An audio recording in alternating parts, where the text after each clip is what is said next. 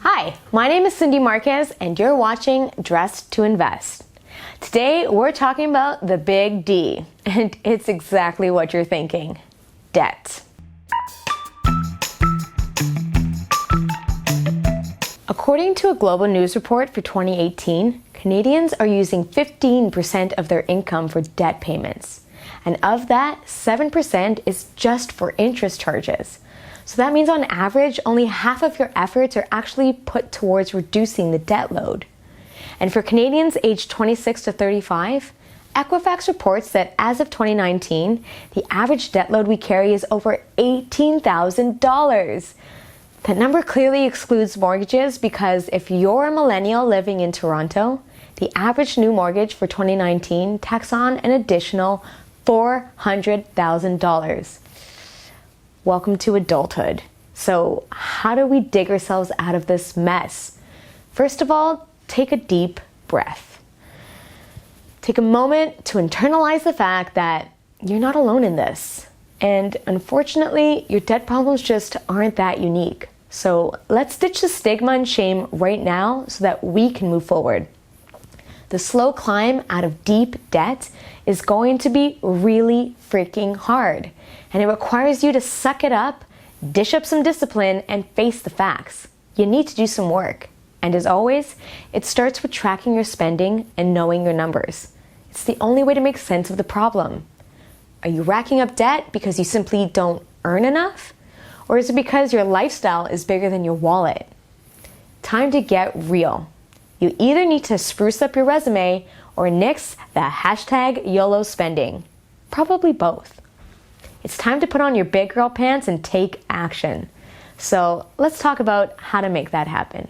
Method number 1, debt avalanche. This is my preferred method, and technically the mathematically correct choice. Essentially, it involves targeting your largest payments towards your most expensive debts first. And by expensive, I don't mean the largest balance, I mean the highest interest rate. So here's how it works. Create a list of your debts and arrange them from largest interest rate to the smallest. And for each debt, make sure to include the annual interest rate, the balance outstanding, and the minimum monthly payment due. Next, you need to figure out how much of your monthly income is available for debt repayment. And yeah, it's only possible if you're diligent about tracking your cash flow. So if you really mean business, it means redirecting as much of your discretionary spending towards debt repayment as possible. Based on our example, we know that as a base, you need to come up with at least $465 a month to keep up with the minimum requirements. So let's say that you can afford to devote $700 a month towards debts. Then that excess payment above and beyond the minimums due is going to be added to the payment on the highest interest debt. Once you've knocked out that first debt, you're going to reallocate your payments and go heavy on the second debt. And you'll repeat this process until the very end.